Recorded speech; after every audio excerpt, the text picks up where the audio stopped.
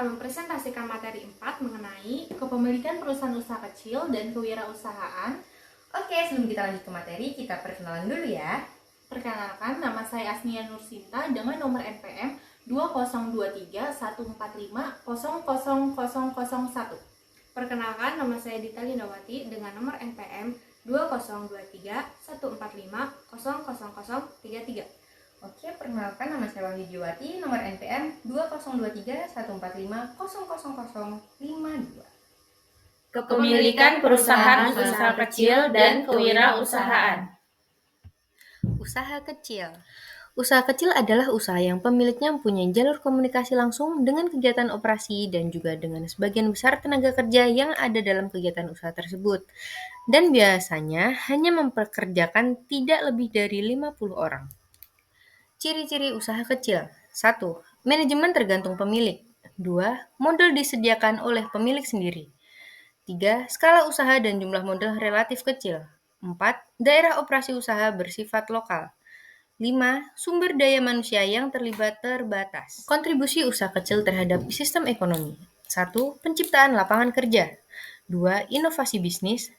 3. Kontribusi terhadap bisnis besar. Karena sebagian besar produk yang dihasilkan oleh bisnis besar dijual kepada konsumen melalui bisnis kecil. Risiko usaha kecil. Bisnis kecil kehidupannya sangat dipengaruhi oleh kondisi ekonomi pada umumnya.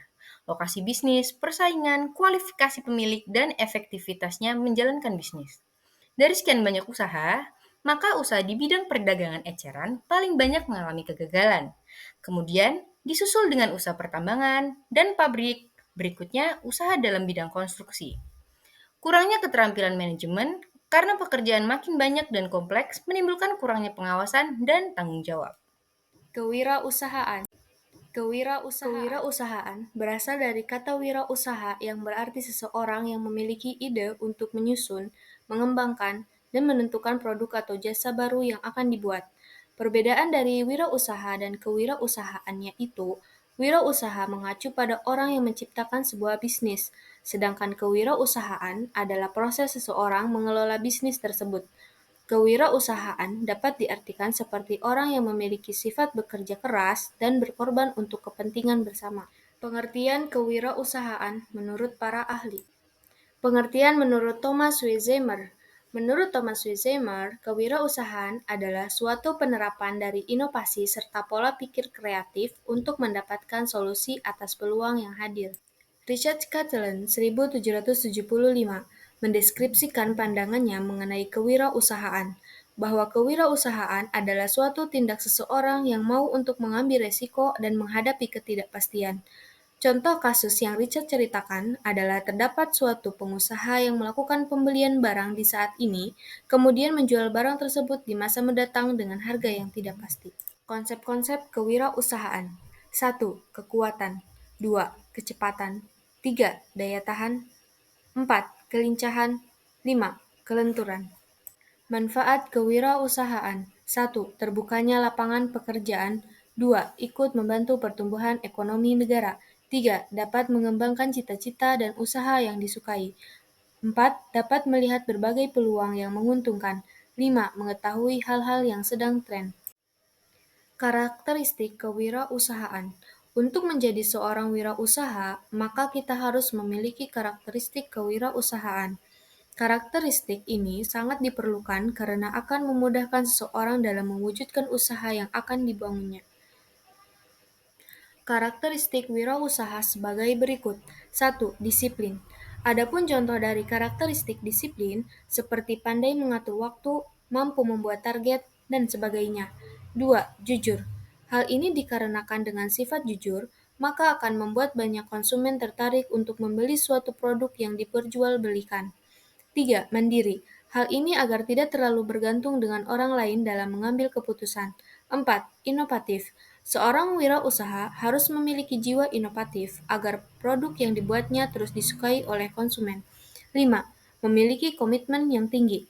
Seorang wirausaha perlu memiliki komitmen tinggi dalam mengembangkan usahanya.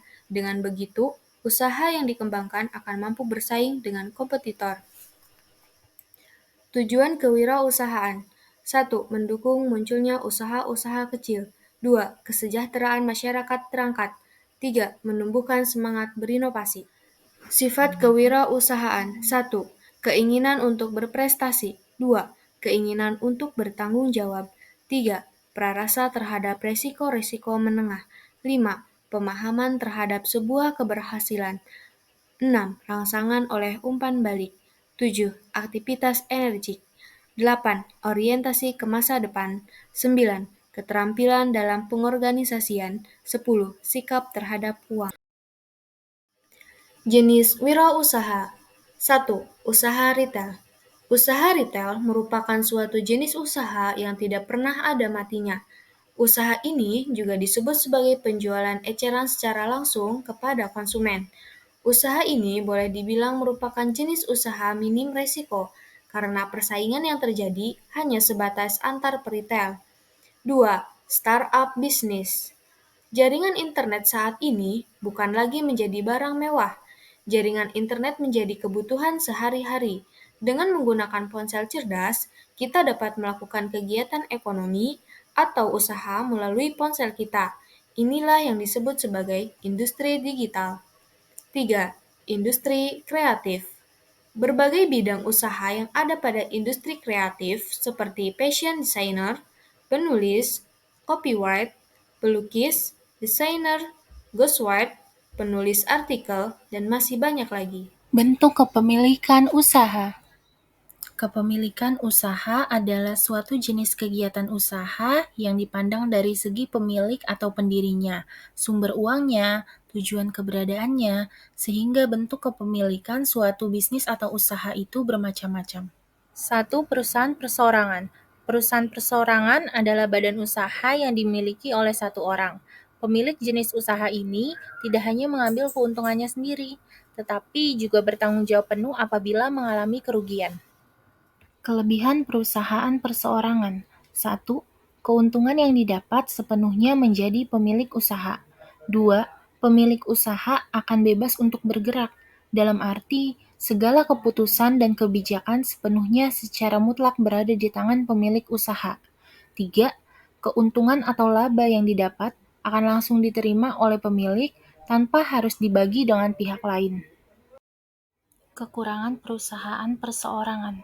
1. Tanggung jawab pemilik menjadi tak terbatas. 2. Sumber modal terbatas. 3. Manajemen mudah terganggu. 4. Kelangsungan usaha kurang terjamin. Contoh perusahaan perseorangan.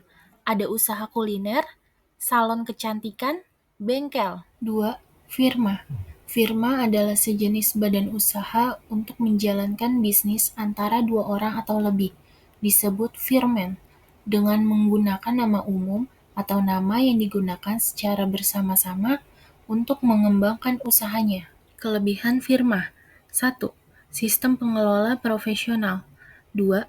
Kemampuan manajemen lebih besar. 3. Pemilihan pemimpin berdasarkan keahlian. Kekurangan firma. 1. Semua anggota firma memiliki tanggung jawab terhadap hutang firma. 2.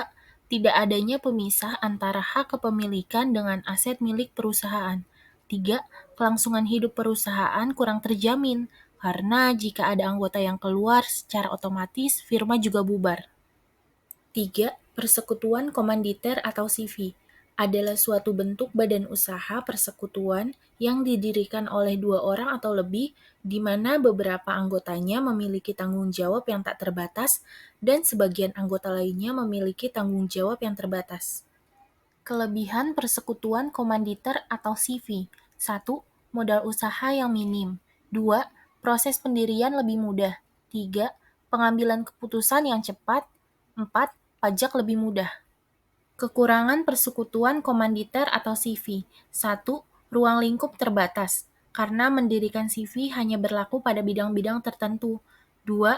Tergantung dengan sekutu aktif, sebab seluruh operasional pada perusahaan ditanggung oleh sekutu aktif. 3. Tanggung jawab sekutu aktif hingga harta pribadi. 4. Modal usaha tidak bisa ditarik kembali. 4. Perseroan terbatas atau PT. Perseroan terbatas atau PT adalah suatu unit atau badan usaha berbadan hukum yang mana modalnya terkumpul dari berbagai saham. dan setiap pemiliknya memiliki bagian dari banyaknya lembar saham yang dimiliki oleh masing-masing investor. Kelebihan perseroan terbatas atau PT. 1. Kelangsungan hidup perusahaan tersebut akan terjamin, walaupun ada pergantian pemilik perusahaan. 2. Pemilik saham hanya bertanggung jawab dengan modal yang ditanamkan saja. 3. Pemindahan kepemilikan saham dalam PT juga dilakukan secara mudah. Kekurangan perseroan terbatas atau PT. 1. Mendirikan PT harus mengeluarkan biaya yang lumayan besar. Prosesnya pun cenderung lebih rumit dan sulit jika dibandingkan dengan pembentukan badan usaha lainnya. 2. Pembubaran tidak mudah dilakukan karena jika ingin melakukan pembubaran harus melalui rapat umum pemegang saham atau RUPS terlebih dahulu. 3. PT akan dibebankan pajak karena salah satu sumber subjek pajak negara. 5. Badan Usaha Milik Negara atau BUMN. BUMN adalah badan usaha yang seluruh atau sebagian besar modalnya dimiliki oleh negara, melalui penyertaan secara langsung yang berasal dari kekayaan negara yang dipisahkan. Tujuan BUMN. 1. Memberikan sumbangan bagi perkembangan perekonomian nasional pada umumnya dan penerimaan negara pada khususnya. 2. Menambah pendapatan negara. 3. Memperluas lapangan kerja dengan tujuan memperbesar kemakmuran rakyat. 4. Menjadi perintis kegiatan-kegiatan usaha yang belum dapat dilaksanakan oleh sektor swasta dan koperasi. Koperasi adalah organisasi bisnis yang dimiliki dan dioperasikan oleh orang atau seorang demi kepentingan bersama. Koperasi melandaskan kegiatan berdasarkan prinsip gerakan ekonomi rakyat yang berdasarkan asas kekeluargaan. Prinsip-prinsip koperasi. 1. Keanggotaan yang sifatnya terbuka. 2. Pengawasan yang sifatnya demokratis. 3. Bunga terbatas yang bermodal dari sesama anggota. 4. Sisa hasil usaha dibagi berdasarkan besarnya kontribusi pada koperasi. Tujuan koperasi. 1. Meningkatkan kehidupan ekonomi anggota koperasi dan masyarakat di sekitarnya. 2. Membantu pemerintah untuk meningkatkan kesejahteraan ekonomi rakyat yang adil dan makmur. 3. Memberikan bantuan peminjaman modal kepada unit-unit usaha skala mikro dan kecil. 4. Membantu produsen dengan memberikan penawaran harga yang relatif lebih tinggi.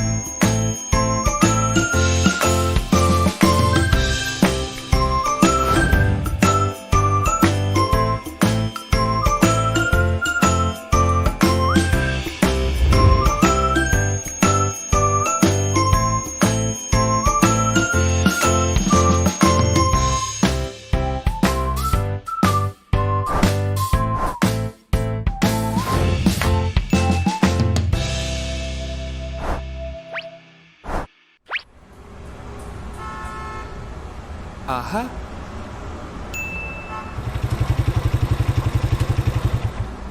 Hey, Luis?